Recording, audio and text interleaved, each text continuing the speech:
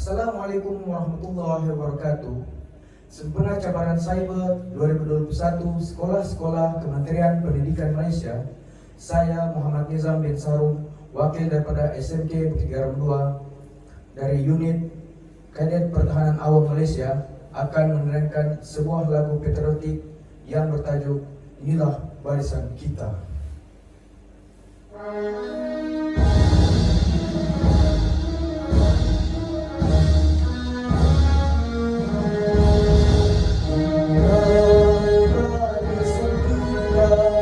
Yang ikhlas berjuang, siap sedia berkorban untuk ibu pertiwi.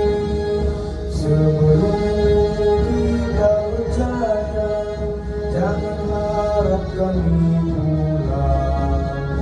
Inilah sumpah pendidikan kita, menjunjung medan bakti.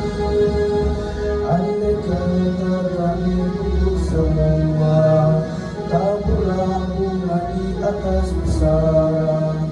Kami mohon doa Malaysia berjaya. Semboyan telah berbunyi, menuju medan bakti.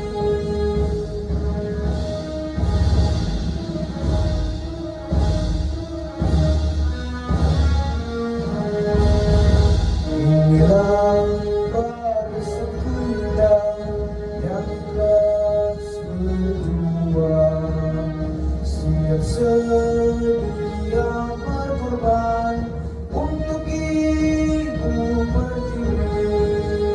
Sebelum kita berjaya, jangan harap kami pulang. Inilah sumpah pendidikan kita, menjunjung medan bakti. Andai kata kami dulu semua, taburlah bunga di atas pusara.